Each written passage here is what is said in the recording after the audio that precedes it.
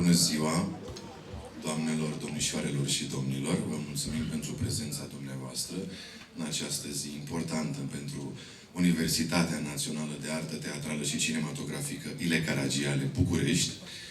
Este o zi în care dorim să celebrăm și să onorăm activitatea de o viață a unei mari personalități din lumea filmului.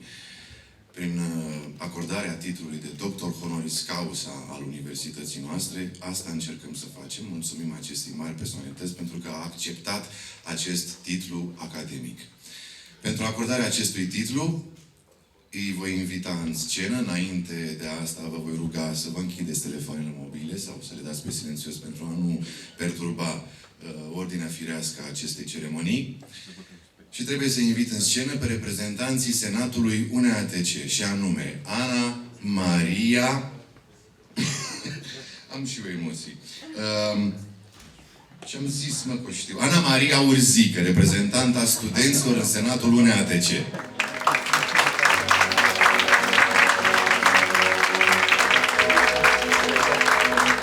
Domnul lector universitar, dr. Vlad Ioachimescu, decanul Facultății de Film.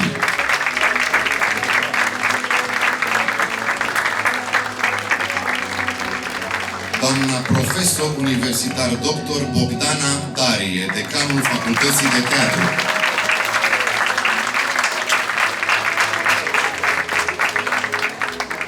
Profesor universitar dr. Doru Nițescu, președintele Senatului, și profesor universitar dr. Liviu Lucaci, rectorul UNEATC.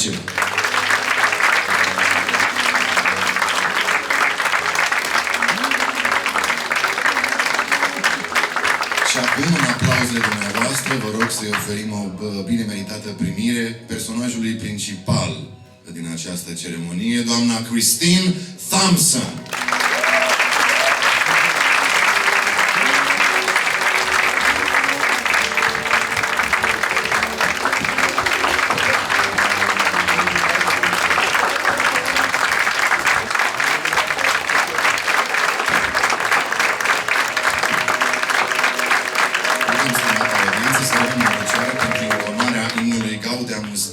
Rămâneți în picioare dacă aveți plăcere.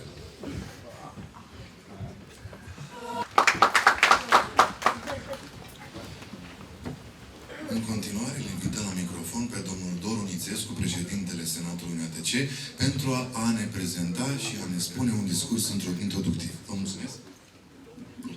Că mă descurc așa. Bună ziua! Dear Kristin, welcome to our university. O să continui în română și cu ajutorul Dianei, care va traduce, va înțelege și invitata noastră de astăzi. Vreau să îți mulțumesc în numele Universității, a Senatului Universității și în numele meu personal, pentru că e un moment foarte emoționant pentru mine, ca și pentru colegii mei, că ai acceptat acest titlu și că ai acceptat să faci această călătorie până într-o țară care ți era necunoscută. În același timp, vreau să mulțumesc unor oameni care, din păcate, nu mai sunt printre noi. Și sunt două persoane fundamentale pentru dezvoltarea noastră a tuturor, cumva, cel puțin în ultimii 15 ani, și anume, în primul rând, soțului lui Kristin, David Bordwell, pentru că o bună parte din opera lui Kristin este scrisă împreună cu David Bordwell.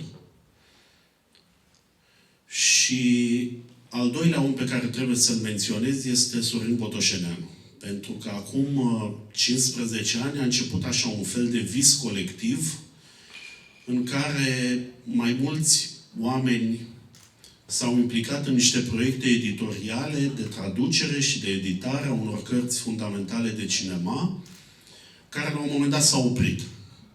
Dar iată că după ani de zile, după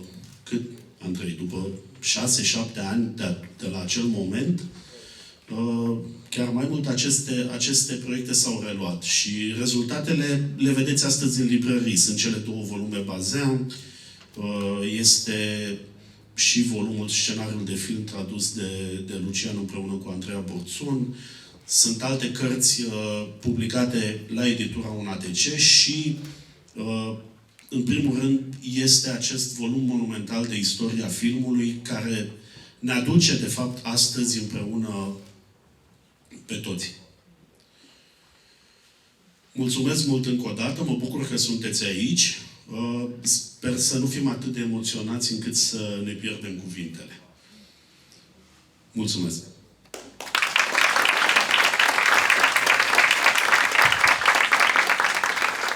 În continuare, îl invităm la microfon pe domnul Liviu Lucaci, rectorul UNATC,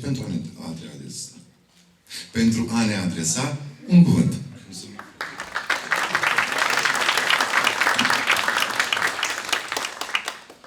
Bună dimineața! Bine ați venit la noi. Sunt momente care fundamentează domeniile. Și acesta este unul dintre ele. Este un moment în care munca multor colegi de la Facultatea de Film, alături de alte volume menționate de Doru înainte, pun cărămizi pentru un domeniu, cel al cinematografiei, care este foarte important în România și nu numai.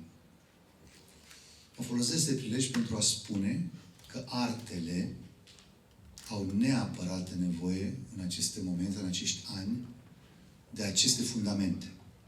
Chiar în aceste săptămâni în care vorbim, vă spun că dialogul dintre arte și celelalte domenii este intens. Și noi, având o tradiție puternică și vie, și în teatru, și în cinema, suntem probabil cei mai în măsură ca universitate să fim pregătiți pentru acest dialog al artelor la masă cu celelalte domenii. Acest volum și această muncă fundamentează într-adevăr o cercetare, un tip de predare, un fel de a înțelege cinemaul și pune din nou cinemaul în prima bancă a societății, pentru că, discutam cu invitata noastră ieri, pentru că cinemaul are nevoie de sprijin peste tot în lume, are nevoie de a se lega, de a avea parteneri dincolo de ecran în societate, de a avea într-adevăr alături tânăra generație, pentru ca oamenii să afle ce înseamnă pentru oameni această artă. Nu sunt cuvinte mari, suntem în această, mă feresc de cuvântul bătălie, suntem în această nevoie de a explica care este rolul nostru în societate. Am să spun câteva cuvinte și despre universitatea noastră, care are alături și teatru. Și asta e foarte important. Cele două motoare funcționează foarte bine pentru că sunt împreună, și asta discutam cu doamna Thompson.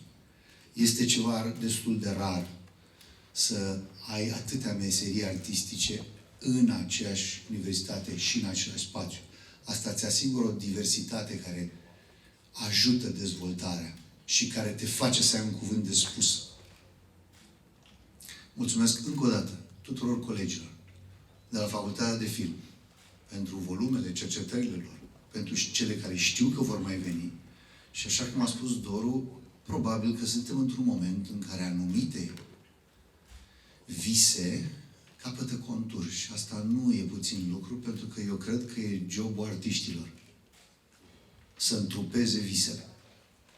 Mulțumesc încă o dată invitatei, pentru că astăzi va deveni membra comunității UNATC și alături de celelalte personalități, îndrăznesc să le numesc globale, pe care comunitatea noastră le-a primit în sânul ei în ultimii ani, într-adevăr, suntem în conexiune cu oamenii care fundamentează aceste două domenii și pregătim, prin profesorii de azi, prin cercetătorii de azi, prin tinerii de azi, pregătim viitorul pentru că aceste domenii, într-adevăr, să fie relevante, să dea contur societății.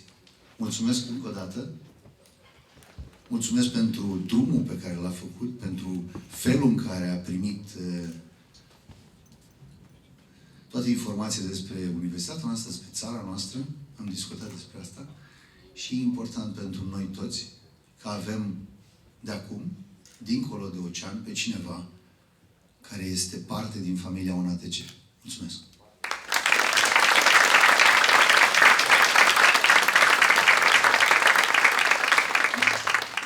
Îi invităm acum la microfon pentru a citi laudatio pe domnii Andrei Gorzo și Andrei Rus, ambii conferențiari universitari doctor.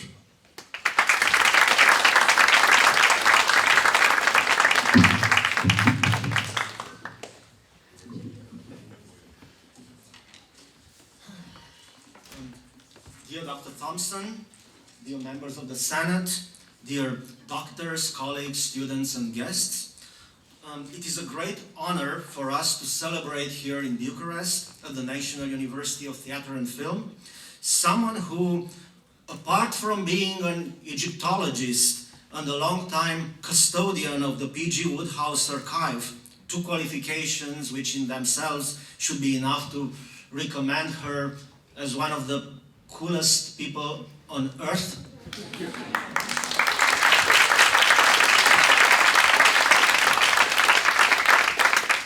Is also one of the all-time greatest scholars of the cinema, Kristin Thompson. Putting it as simply as possible, in the 1980s and 1990s, working closely with her late husband, David Bordwell, Kristin Thompson revolutionized the field of Anglo-American and international film studies. She promoted a new set of instruments, a new vocabulary. She championed a new approach, a new research program, challenging the hegemony of Marxist and psychoanalytical hermeneutics. She pushed for historically aware formal analysis. This approach was called neo-formalism or historical poetics. Among other intellectual sources, it drew on Russian formalism, on evolutionary psychology, and on the ideas of art historians like Erich Gombrich, whose concept of artists as historically situated problem solvers, making practical craft decisions, practical craft choices in particular context, was developed by Bordwell and Thompson into their so-called problem solution model. Neo-formalism bridged the gap between academic research and the actual practice of filmmakers. It produced an academic critical literature that filmmakers themselves would want to read for practical knowledge. It made the academic study of films more sensitive to an artwork's particular formal qualities and at the same time more systematic, more attentive to the play of artistic conventions across whole modes of film production. It was a major game changer.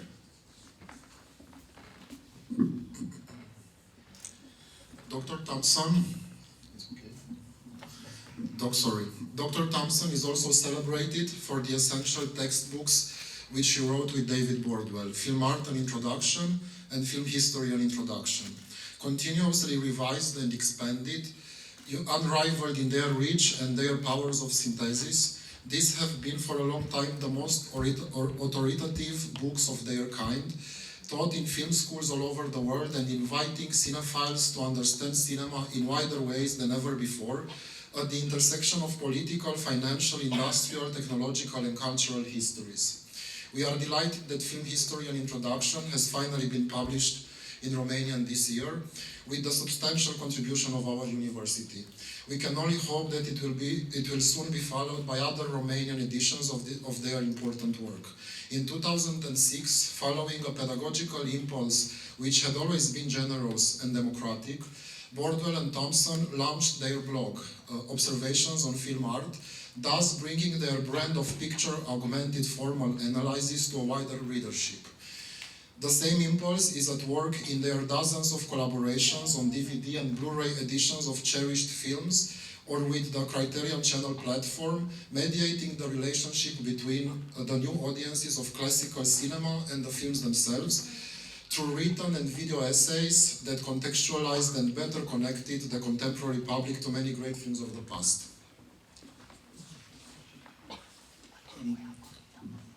This generous and democratic spirit translates into an interest in popular media and an indifference to the perceived divide between popular cinema and art cinema.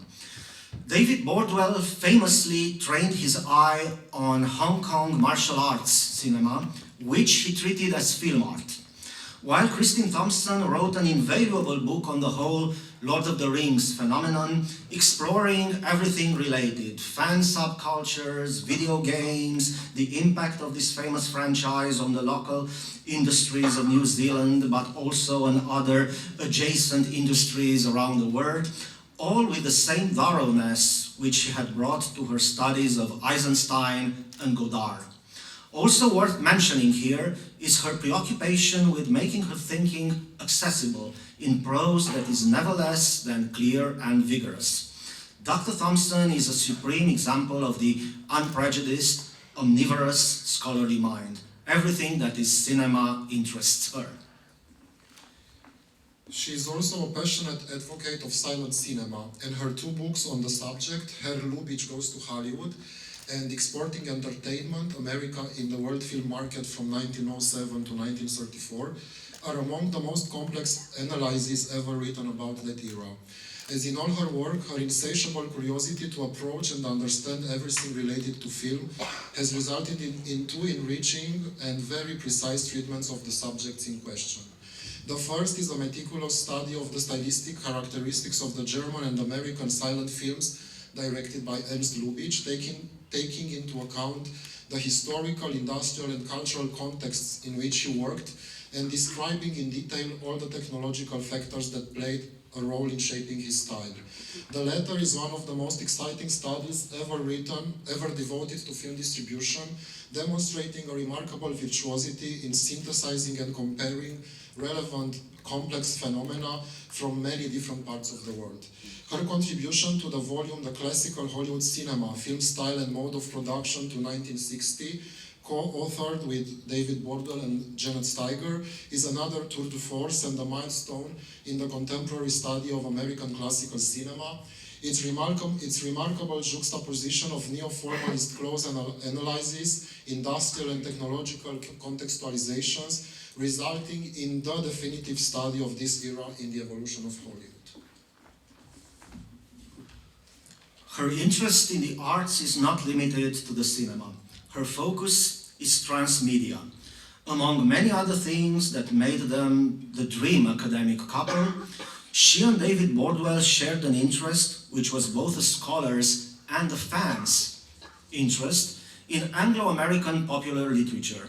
In Bordwell's case, the fruit of this interest was his magnificent last book, Perplexing Plots, Popular Storytelling and the Poetics of Murder, while Kristin Thompson dedicated a monograph to the peerless comic writer and literary stylist P.G. Wodehouse, Worcester proposes, Jeeves disposes, ou le mot juste.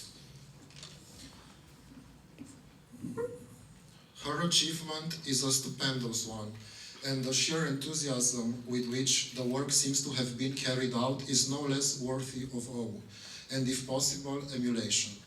One can only admire and rejoice that one of our contemporaries has set the bar so high that it will surely remain unrivaled in this lifetime. It is important to have such benchmarks as Kristin Thompson and David Bordwell in relative proximity. It always serves as a wake-up call not to end up telling yourself that you have accumulated a lot on a given subject. Compared to them, it will never be enough. Thank you.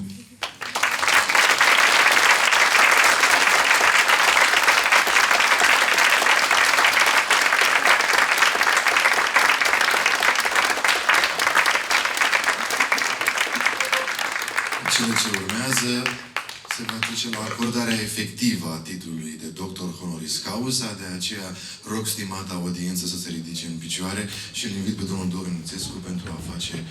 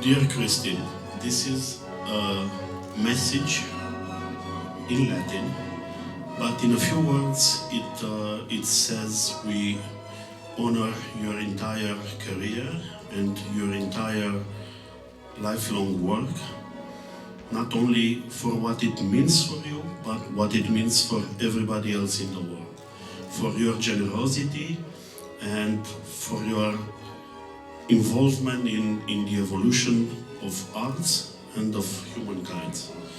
And it sounds like this.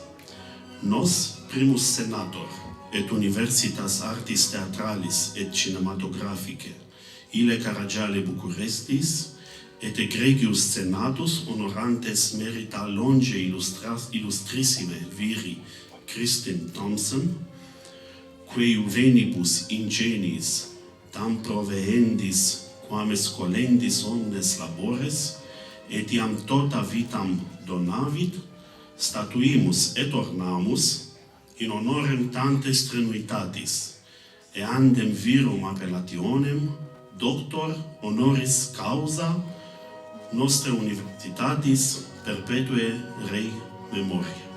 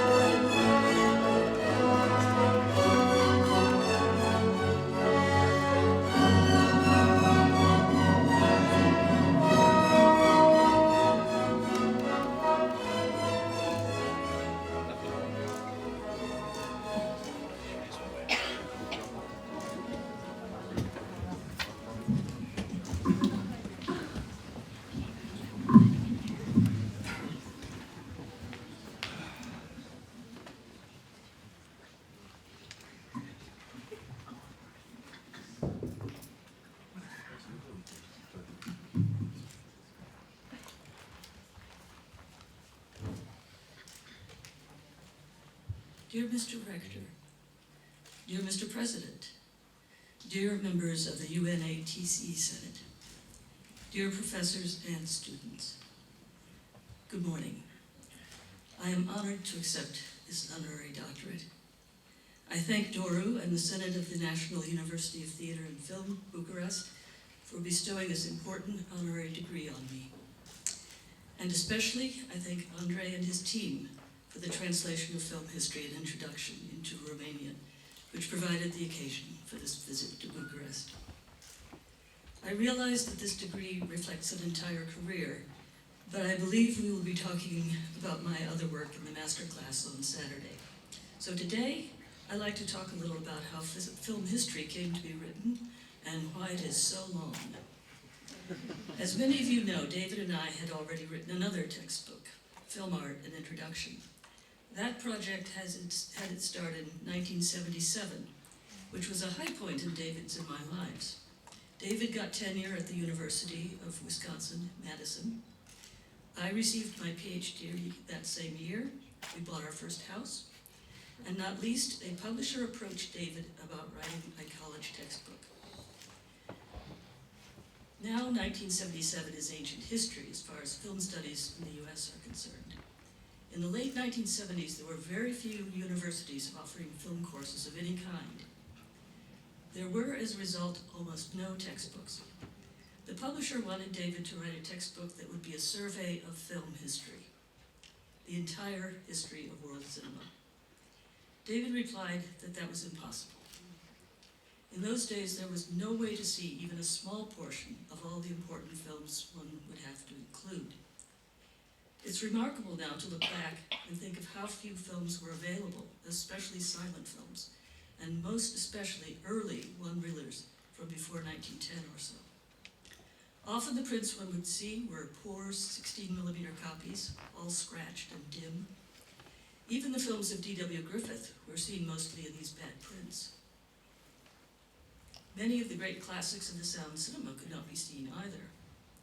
VHS cassettes had only been invented the year before, 1976, and copies of films sold for home entertainment were not sold until years later.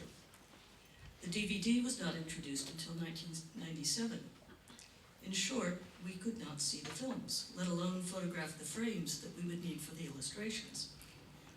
The field had not developed enough for such a basic history to be written. The publisher then asked David if he could write an introductory textbook on the art of the cinema. That he could certainly do. He had started teaching at the University of Wisconsin in 1973, including an introduction to film course. I had been his teaching assistant during one semester. The lectures could easily be turned into chapters, and the film examples would mostly be the same examples we showed in those classes. So David agreed to write such a book. At the time when all this negotiation was going on, I was contemplating my future. I was about to get my PhD.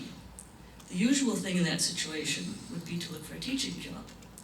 That, however, would mean that I would almost certainly need to move to another town, perhaps far from Madison. I did not like the idea of having to commute back and forth. Obviously, now that David had tenure, he probably would be teaching at the University of Wisconsin for much of his career. And in fact, he stayed at the university and retired after 31 years of teaching. So, in 1977, David and I decided that we should collaborate on the film aesthetics textbook. That would solve my problem. Instead of becoming a professor and teaching somewhere far away, I could become a professional textbook writer and a general film scholar. David proposed to the publisher that I should become his collaborator on the book. They were not happy about the idea. I was about to get my PhD, yes, but at that point I was a mere student. So David pulled a bit of a trick on the publisher. He suggested that this film aesthetics textbook should include one history chapter. Not a full survey of film history, of course. But because the book would be about film style, it made sense to briefly discuss some of the periods in film history when distinctive stylistic movements arose. So, a section on German Expressionism, one on Soviet montage, one on Italian neorealism, and so on. He told the publisher that I was a film historian and could write such a chapter. Luckily, the representatives of the publisher agreed to that.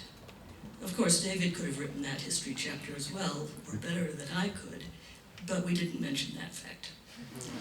So we ended up collaborating on the book, which became Film Art, an Introduction. I did not write just the history chapter. I wrote parts of the other chapters. For those of you who are familiar with the book, I wrote, for example, the analysis of Citizen Kane in the 3rd chapter, and the entire sound and style chapters, and so on. In short, we collaborated on the whole book. Film Art was published in 1979 and is still in print in its 13th edition. Back in those days, film studies were still getting started as a subject taught in universities. As a result, there wasn't a big market for film textbooks. In fact, there was only one other introductory textbook in existence when our book appeared. Nevertheless, the sales of Film Art initially grew only slowly. After several years, I was still making relatively little money on my share of the royalties. As a result, in 1987, I suggested to David that I should write a history textbook in order to increase my income. He quite foolishly replied that if he and I collaborated on such a book, it would be finished more quickly. I could hardly deny that, and we agreed to co-author it. We wrote a proposal for such a book and sent it to our editor at McGraw-Hill. By that time, there were more film courses being taught in universities.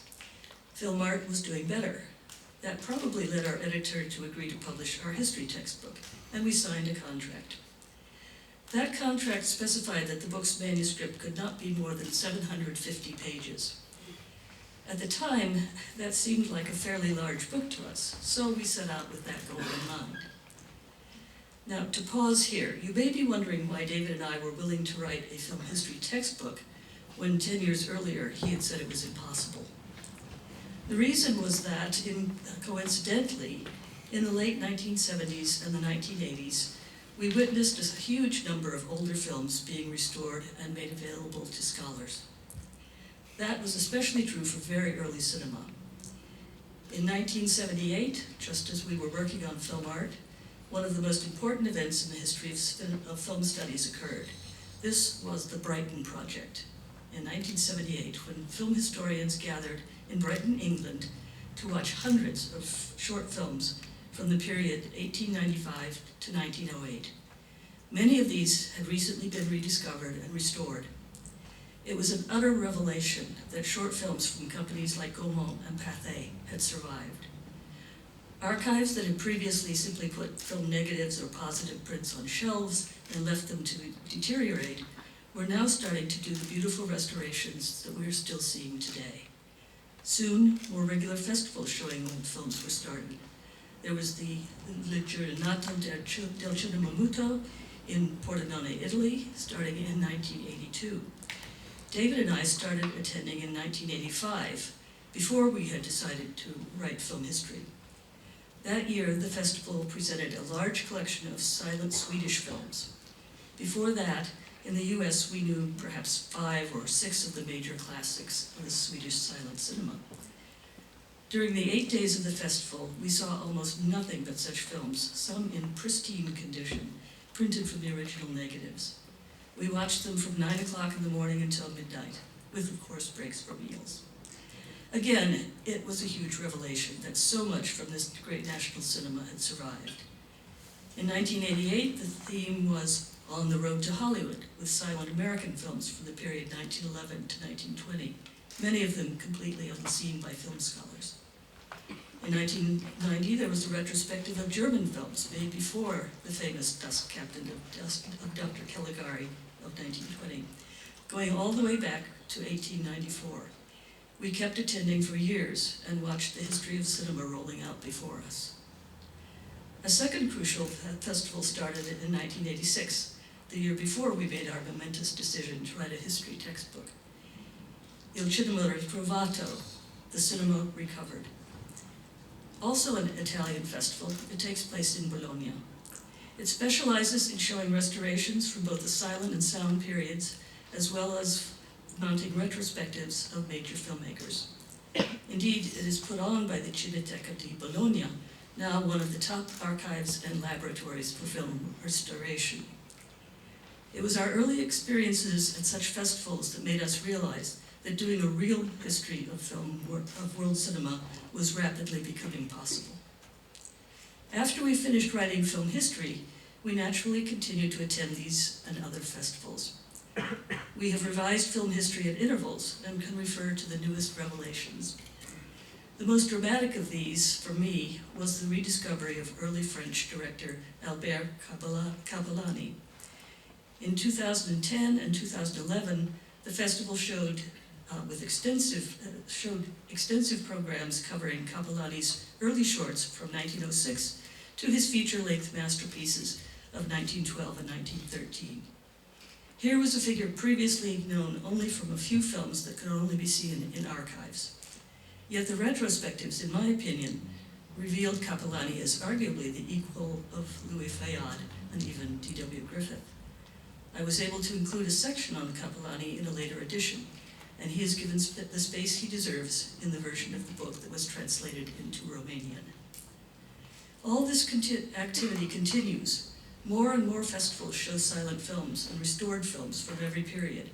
The Venice International Film Festival, for example, has for several years had a special section of restored classics.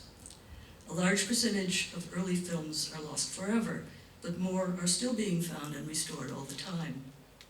The rise of DVDs, Blu-rays, and streaming services made it clear to the big studios that there was money to be made from restoring old films. At the same time, film archives became more willing to have scholars visit and view their films on flatbed editing machines. It was often possible to photograph film frames to use as illustrations, and many of the images in film history were created in that way. I hope this little summary helps show why film history and introduction became possible to write in the late 1980s. Nevertheless, despite all these rediscoveries, it turned out to be a very difficult book to research and write. We had seen a lot of films from many countries, but still, there were many more important ones that we needed to see. We went to film archives, we rented films, we used camera equipment to photograph many hundreds of film frames for our illustrations. Within a few years, we could grab frames from DVDs and then Blu-rays for new illustrations. There was considerable travel and work involved, but it was exciting and rewarding work. We were able to see many important films from around the world that we had previously only heard of, or films that we had never heard of at all. To lovers of cinema, that part of the research was exciting and indeed often fun. The considerably less exciting part of the project was the actual writing. Trying to cover the entire history of world cinema in a single volume was frustrating, partly because so many films were becoming available than we had expected when we started. I remember sitting in my study, starting to write about the sound films of the German director Ernst Lubitsch. I had 2 paragraphs to do so. I just sat there for a while wondering how one could deal with a great director like Lubitsch in such a short space. Of course, I had no choice, and I wrote 2 paragraphs about Lubitsch. Naturally, that happened over and over with other great films and filmmakers. We just had to limit ourselves to brief discussions of them. Even being brief, however, we could not keep to the length of 750 pages, as in the contract. At some point, we realized that we were going to go above that limit, and we knew we weren't nearly finished. We certainly did not have a complete history of world cinema, however condensed. So we just kept writing until we did have a complete, if brief, history. At that point, we had 1,500 pages. In other words, twice as much as our contract called for. We figured that our editor could do one of 3 things. He could say, we violated the contract, and McGraw-Hill would not publish the book. In that case, we would have to find another publisher that would be foolish enough to publish such a long book. Or he could tell us to cut the book back to 750 pages, half its current length. That was even worse. It would be really hard and depressing work. I don't think we would have done it, actually. It was difficult to write if it was difficult to write 2 paragraphs on Lubitsch's sound films, how awful would it be to reduce that to 1 paragraph? Again, we would have had to try and find another publisher and quite possibly not succeeded. Or finally, our editor could agree to publish it at 1,500 pages. Fortunately for us, our editor was a very smart and nice fellow, and he did in fact agree to publish it uncut.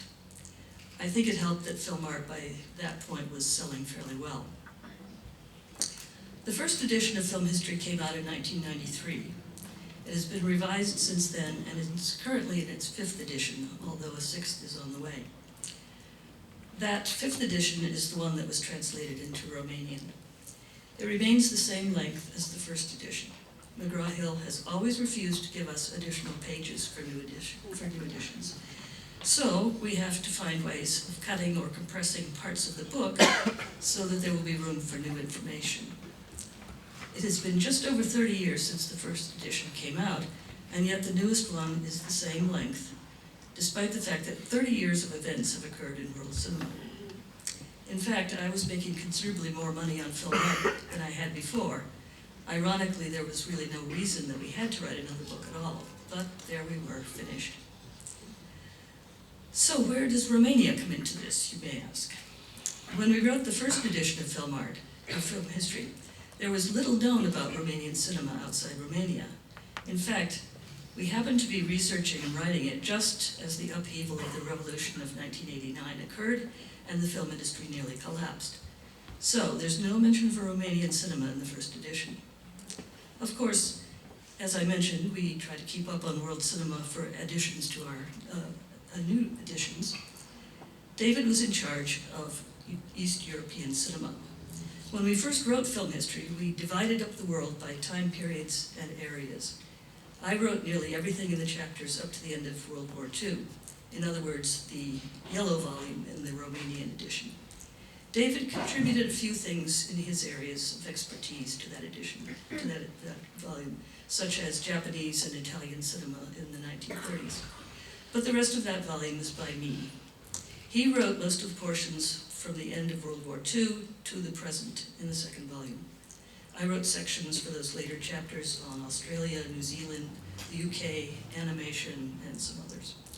But David was definitely in charge of Eastern European cinema. The result of this division was that I inevitably ended up knowing less about Romanian cinema than David did. He did research and he sought out prints of the main films as the importance of the Romanian New Wave became obvious. Basically, I only saw the ones that we watched together at film festivals.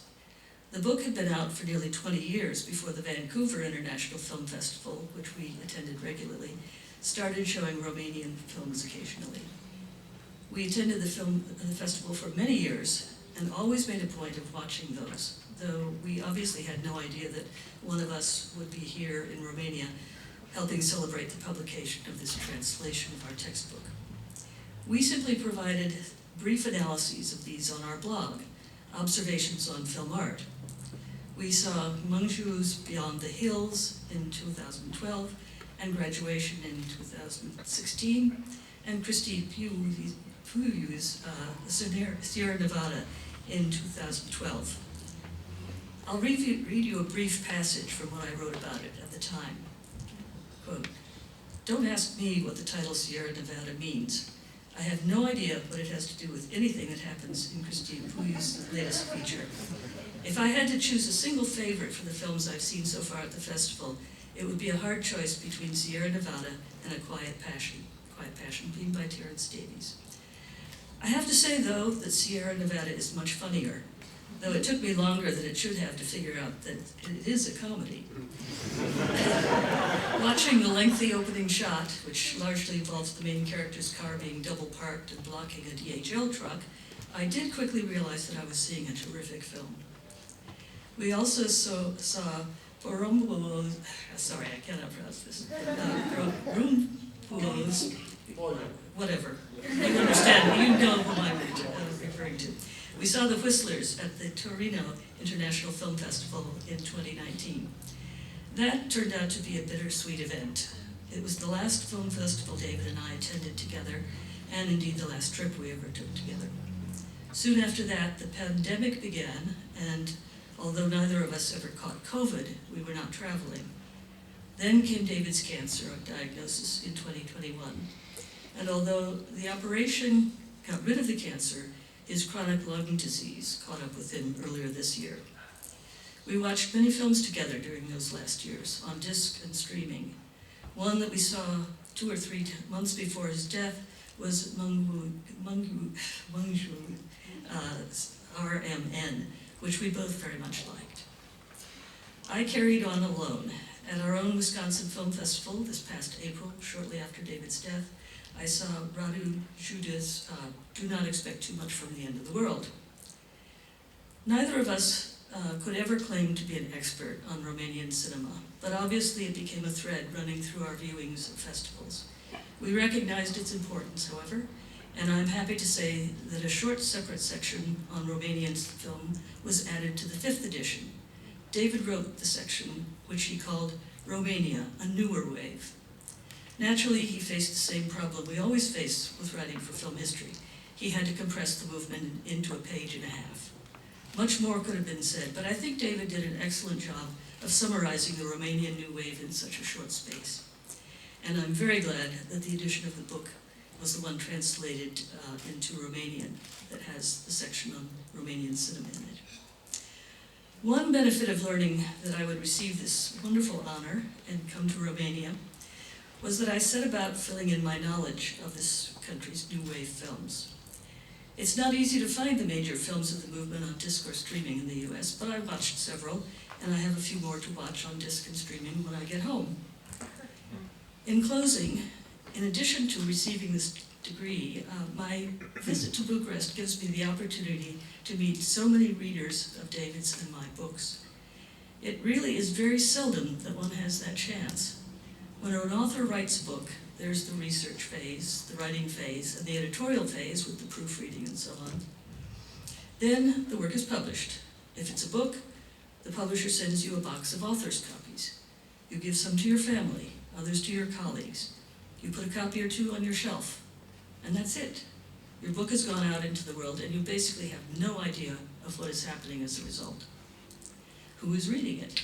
Are readers learning how to better appreciate the films they watch? Are there even filmmakers who learn something from it? Once in a while you receive an email message from someone who's been influenced by your book, but on the whole, what is happening to that book is a mystery.